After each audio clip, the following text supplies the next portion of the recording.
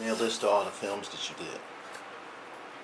Films, Original Gangsters, In Too Deep, The Preacher's Wife, On the Edge, You're Nobody Till Somebody Kills You. Yeah, I think that's it. I think that's Preacher's Wife, Denzel was in that? Denzel and Whitney So Houston. you worked with Denzel and Whitney Houston? Well, I didn't have scenes with them, but we was on the set at the same time. Right. I had a scene with Terrell Hicks and Courtney B. Vance. No, is his name? Yeah, Courtney B. Vance. He played in the O.J. Simpson thing. Right. As Johnny Cochran.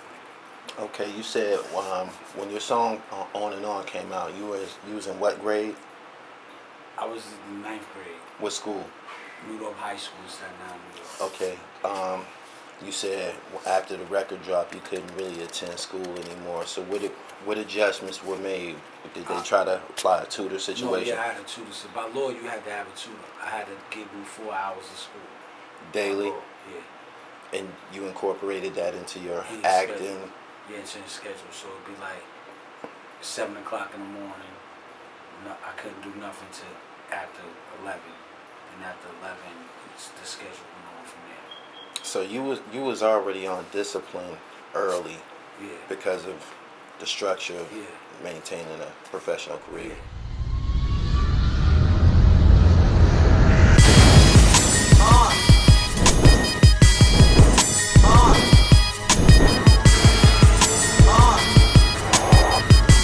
Shaq, give me your earliest recollection of hearing about the 5% Nation of Gods and Earths. The earliest? Yeah.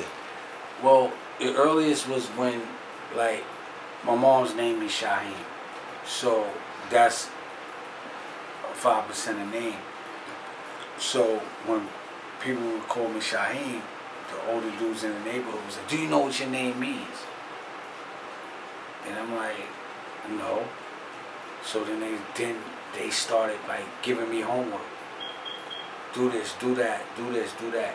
And at those times, you had to know it, because if I was going to school, I had to pass these dudes on the corner, and every time they said, what is knowledge? Right. What's wisdom? What's understanding? And they would be on me. So they were actually giving you physical lessons, literature, papers, or they were just reciting? It got to the point of that later on. Okay. But at first it was just seeing me, just like with anything, like, yo, what's up? Pace, God, pace. How you see today? Right. And it just became repetitious. And then I grew interested in it. Right. You know what I'm saying? But still, I still had a lot to learn even after that, because when I went away and I started doing my own studies and starting to know what to look for, and because anybody could tell you anything. You know what I'm saying? Right. I can read the same paper as somebody else, but I have a different understanding of it. So a lot of people parakeet the lessons or parakeet things like that, but I've learned to just find my own understanding in it, in everything. You know, right. And my understanding is not always the right way, but it's my understanding. Right. So I own it. What was your understanding of being referred to as God by the black men? Did they break it down to you? Did you actually interpret what they were saying to you? At the premature level. Okay. It wasn't until later on in my studies to where I actually found understanding back to melanin and back to why we are the original people. Right. And my duties of it. Because a lot of people get it confused, like, 5% is the gods of races. No, we have a duty to teach civilization to all the families on the planet Earth. Okay. And of course, the guys who are teaching you this, dropping these lessons on you, they some of the coolest niggas in the world. Right? Yeah. And serious as well. Serious as well. Because ain't no time for mistakes, you know what I'm saying? And it's like sometimes, you can know something, but you have to go through to get your understanding. Like, I knew a lot of things. I knew a lot of things on face value, but until I was able to go through these things and get wisdom on certain things in my life, is when I came and got understanding to see a picture clearly. And then at that point, once you see the picture clearly, then you can have a culture. Then you can build your culture. Then you can build your family up. Then you can do all these things. And then that's when you have power. Right. But when you get power, you must deal equally with your power. And that's equality. And then you will become God. Then once you will become God, then you have the ability to build or destroy. And whatever you build or destroy, which will be born into existence. Right. What was more of a challenge, acting or going into a studio and creating music? Well, see, the music thing was something I loved. It was like natural. You know what I'm saying? It wasn't never challenging on that. It was just learning the rules, learning how a set works, knowing that there's different cameras, knowing that all right, we're gonna take 3 shots of it this way, we're gonna take 3 shots of it that way, the different angles, and learning how to move on a set and be professional. Was the repetition, was it annoying? Was it challenging being as though you was young? Did it require a lot of focus? A lot of it sometimes was tiring and repetition. A lot of it, there was times I remember I didn't want to do it anymore because I had to give up something. I gave up my childhood. Right. My friends was going to the prom.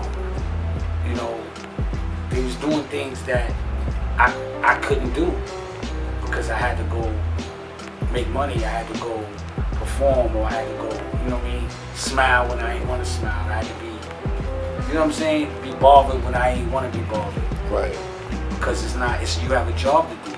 It's not that you can't tell somebody that supports you in your career because you're having a bad day or something happening and you meet them and you give them a shitty attitude.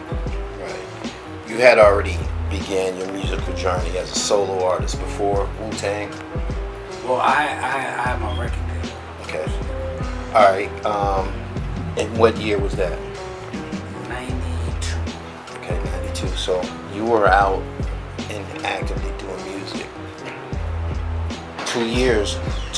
2 years legitimately before. Well, I wasn't out. I was in the process of it. Like I was in the process of solidifying my contracts. I was, in the studio. I was doing photo shoots. I was gearing up for the release of it. But, Protect Your Neck came out first. And it was an instant hit. All right. So about time On and On came out, That just added to it. Yeah, it just added. See, I don't, what I say to anybody when it comes to this Wu-Tang shit, I ain't bring the turkey. They bring the turkey. Right. But I bring some collard greens and shit to the table too. I bring some bread. I bring something to drink to the table. I was the first to be in movies. I was the first to be on major television network. Right. You know what I'm saying? So I added a lot that may have made people look at other people in that same light. Another chamber. Yeah. Without a doubt. Do you have a list of MCs that inspired you throughout your musical journey? All the time. Whether name some. See me, people say top 5 and all that. I gotta go by generations. Okay. As a kid, Big Daddy Kane was my favorite. LL Cool J, Run DMC, Public Enemy, Slick Rick, Granddaddy IU, Ice-T, LL Cool J. Those was the dudes that I idolized. Then it became Nas. It became Mobb Deep. It became Biggie. It became Busta. The leaders of the new school, Busta Rhymes. It became The Lox. It became Mace, DMX. You know what I'm saying? And all of them spoke to me. They spoke to me, and I learned stuff from all those artists. Right. And even to today, you got some dudes that I like. I like Future. I like Young Jeezy. I like Yo Gotti. You know what I mean? I like these dudes. A lot of the new dudes, I don't know them by name, but I hear a couple of records. I'm like, all right, that got something to it. And people get on, oh, you like this type of music, or it's more than that. Listen, they're expressing themselves how they express themselves. Okay. That's it. You can't say, and that's what hip hop is, a form of expression. So if someone's expressing themselves in that manner, you can't just discredit what they're doing. Right. When did it dawn on you that you was a part of something legendary and groundbreaking as far as the Wu-Tang shit? When did you wake up and say, man, this shit is fucking serious? Was it a particular record or something that dropped and wow, this shit is taking off, this shit is getting real, like? Well, it was when, like I said before, I came out, protecting that. Okay, that was an instinct. And to see people that I know, and people are going crazy. Crazy, right? People are going crazy, and these dudes that I know, and I seen success happen. Mm-hmm. So I would say that was the moment when it was just like they was getting recognized, and their success helped me, and vice versa. Right. You know what I mean? So at that point, it was just like when you start to notice where everybody gets busy. You know what I'm saying? Dudes is getting busy, and you seeing it happen. You seeing from dudes having no cars or an old caravan to now you see Meth pulling up in the foreground. You see RZA with an MPV. You see Divine with a Millennium. You see Power always had Benzes and shit, so he always was on and shit. You know what I'm saying? But you start to see the progress of it, and you know what I mean. And then it's no longer, it's $100 bills. It's no longer fives. It's no longer splitting sandwiches. It's like, yo, what we getting? Where we going? Like, right. It just changed. Then it went from that level to you sitting at 5-star restaurants. You know what I mean? To where this last time I was with RZA, we was eating at some fucking restaurant. I said, oh my God, this shit is next level shit. Now that's money. Right. It's quiet, little music, elevated music, everything's subtle, and it's the energy, because rightfully so, when you're in that space, you don't need no negativity. Now, you don't want nothing to do with it. Yeah. You know what I'm saying? Because you realize what energy is and what you can bring into your life without even trying to do it. Is there a different type of money involved with hip hop now than it was in the 90s? Yeah, it definitely is. More independence, you know what I'm saying? But at the end of the day, you have to be able to work hard. You have to be able to know how to manage. You have to be able to have these skills. You have more control of it now. Before, the only way, when I was doing music, first started out, there was no such thing as going in your room and recording. You had to have money or know somebody that can get you in the studio. Then at that point, you had to know somebody who knows somebody to even get you a meeting to sit in with an A&R. Right.